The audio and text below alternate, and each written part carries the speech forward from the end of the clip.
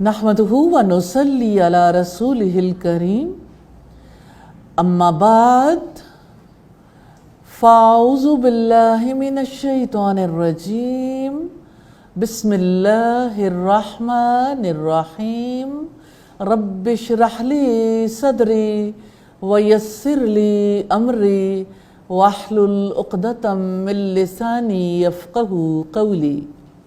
अत-तरग़ीब व तरहीब में हमने 11 अहादीस देखी हैं और 12वीं हदीस किताबुस सुन्ना की है, सुन्नत का बयान। अत-तरग़ीब फ़िल इत्तिबाई व तरहीब मिनल इब्तिदा, दो चीज़ें हैं, इत्तिबाए सुन्नत की तरग़ीब और बिदअत पर वईद। तो यहाँ हमें देखने की ज़रूरत है सुन्नत किसे कहते हैं, बिदअत किसे कहते हैं और सुन्नत पर अमल करना हमारे लिए किस एतबार से नफ़ामंद है, किस किस एतबार से। लुग़वी एतबार से देखें तो सुन्नत का मतलब है तरीक़ा, रास्ता, और इस्तिलाही एतबार से अगर हम देखें तो हर वो कौल और हर वो फ़ेल जो आप सल्लल्लाहु अलैहि वसल्लम से सादिर हुआ और हर वो कौल और फ़ेल जो आपके सामने किया गया और आपने उससे रोका नहीं। आप सल्लल्लाहु अलैहि वसल्लम ने खामोशी इख्तियार की तो जिसकी निस्बत नबी सल्लल्लाहु अलैहि वसल्लम की तरफ है वो सुन्नत है। कुरान मजीद और सुन्नत दोनों ही दीन के पहले सरचश्मे हैं, यानी हमारा जो बेसिक सोर्स ऑफ नॉलेज है। आप इस्लाम को सीखना चाहते हैं, आप अल्लाह ताला के पसंदीदा दीन को सीखना चाहते हैं तो अल्लाह की किताब और मोहम्मद सल्लल्लाहु अलैहि वसल्लम की सुन्नत, ये दो बेसिक सोर्सेज ऑफ नॉलेज हैं। तो किताबुल्लाह जो है हमें ये, यानी कुरान मजीद को जब हम देखते हैं तो कुरान मजीद से हमें शरई कवानीन का मतन मिलता है और सुन्नत उसकी तशरीह है, और सुन्नत मुस्तकिल एक माखज़ की हैसियत रखती है। सुन्नत की अहमियत का अंदाज़ा इस बात से भी लगाया जा सकता है कि कुरान मजीद में कई मकामात पर अल्लाह ताला की इताअत के साथ मोहम्मद रसूलुल्लाह सल्लल्लाहु अलैहि वसल्लम की इताअत को भी लाजिम करार दिया गया। जैसा कि रब्बुल इज़्ज़त ने फरमाया, मन युतिर रसूल फ़क़द अता अल्लाह, जो रसूल की इताअत करेगा यकीनन वो अल्लाह ताला की इताअत करेगा। यानी जिसने रसूल की इताअत की उसने दरअसल अल्लाह ताला ही की इताअत की, क्योंकि रसूल दरअसल अल्लाह ताला की इताअत करवाने के लिए ही आता है। हमारी ज़िंदगी में सुन्नत का बड़ा दखल है, क्योंकि हमें अपनी ज़िंदगी में सोचना है, कहना है, देखना है, सुनना है, कुछ करना है। फिज़िकली अपने आज़ा से करें, हमारे इंसानों से ताल्लुकात भी हैं, इंसानों के हम पर कुछ हुकूक हैं, हमें उन फ़राइज़ को अदा करना है। हमें जीने के लिए ख़ानदान की भी ज़रूरत है, हमें माशरती ताल्लुकात भी रखने हैं, माशरती ज़िंदगी गुजारनी है, और कितने ही लोग हैं, कमाना है, ख़र्च करना है, एक स्टेट के अंदर रहना है, और स्टेट के सिटीज़न होने के नाते हमें किस तरह से हर मोड़ पर क्या तरीक़ा कार इख्तियार करना है। अल्लाह रब्बुल इज़्ज़त ने इरशाद फरमाया, लक़द काना लकुम फ़ी रसूलिल्लाहि उस्वतुन हसना, बिलाशुबा यकीनन आपके लिए अल्लाह ताला के रसूल की हयात में बेहतरीन नमूना। तो अमल में सुन्नत रसूल की मुआफ़क़त की इतनी ज़्यादा अहमियत है। अगर कोई अमल नबी सल्लल्लाहु अलैहि वसल्लम के अमल के मुताबिक ना हो तो अल्लाह ताला के यहाँ वो कबूल नहीं है, क्योंकि रब्बुल इज़्ज़त का फरमान है, या अय्युहल्लज़ीना आमनू अतीउल्लाह व अतीउर रसूला वला तुब्तिलू आमालकुम। ऐ ईमान वालो, अल्लाह ताला की इताअत करो और रसूल की इताअत करो और अपने आमाल को ज़ाया मत करो। इससे पता चलता है कि जिसने सुन्नत की पैरवी नहीं की, उसने जो भी अमल किया उसका अमल ज़ाया है। इस्लाम में अमाल की कबूलियत की दो शराइत है। वो अमल खालिसतन अल्लाह ताला की रज़ा, उसकी खुशी के लिए हो, और दूसरे मोहम्मद सल्लल्लाहु अलैहि वसल्लम के तरीक़े के मुताबिक हो, और आपका तरीक़ा सुन्नत कहलाता है। सुन्नत की पैरवी का अल्लाह ताला ने किस किस एतबार से हुक्म दिया है?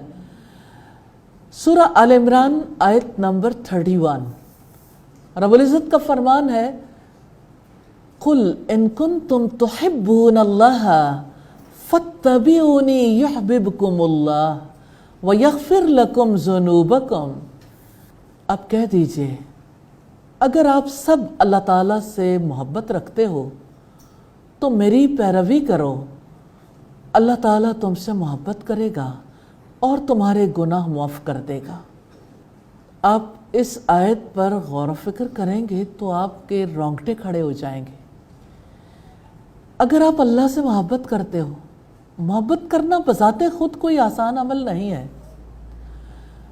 वो खुश नसीब है जिसे अल्लाह ताला से मोहब्बत करने का मौका मिल जाए।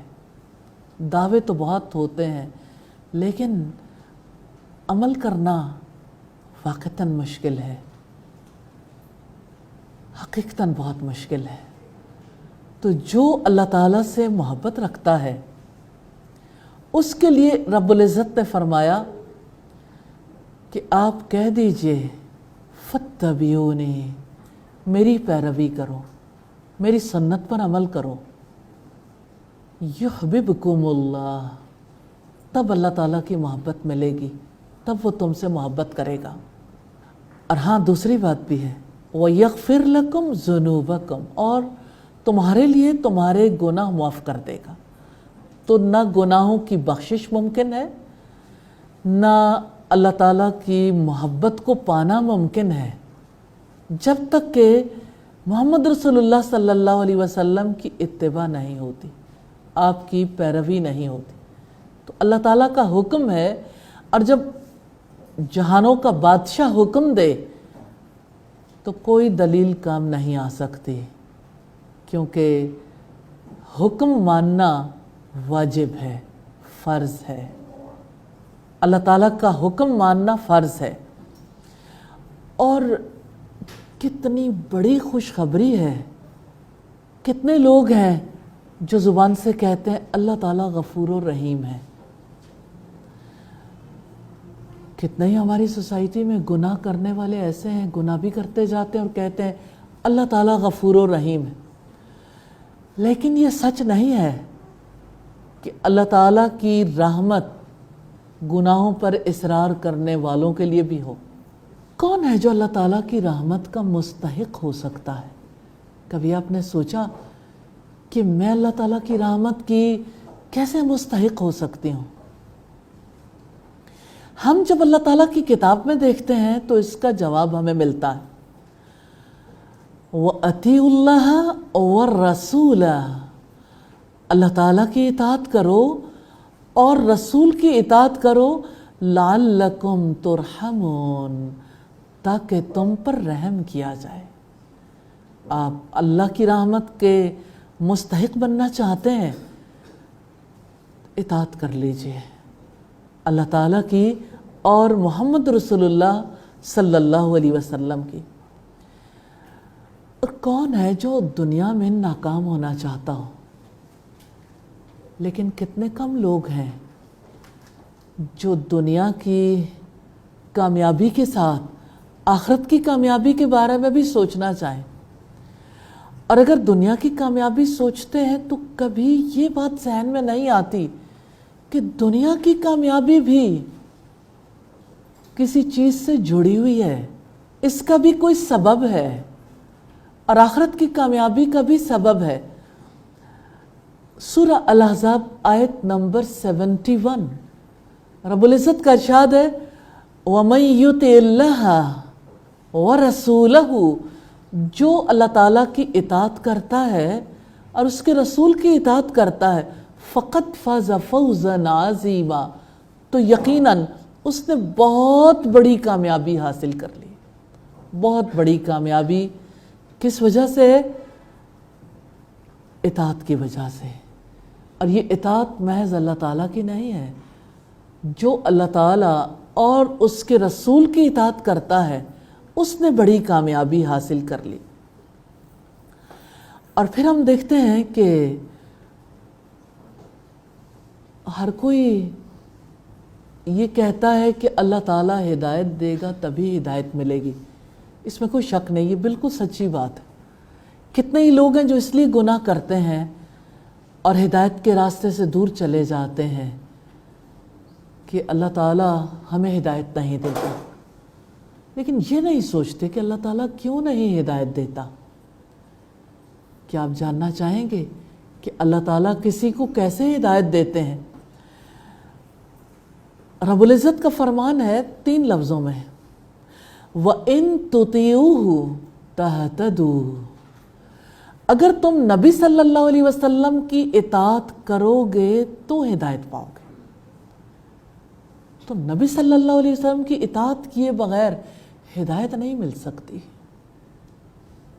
کیا آپ کو یقین ہے کہ اگر ہم اپنے نبی کی فرما برداری کریں گے تبھی ہدایت ملے گی؟ تو پھر کتنا زیادہ ضروری ہے محمد رسول اللہ صلی اللہ علیہ وسلم کی احادیث کو جاننا، آپ کی سنت کو جاننا، کیونکہ سنت کو جانیں گے نہیں تو عمل کیسے کریں گے؟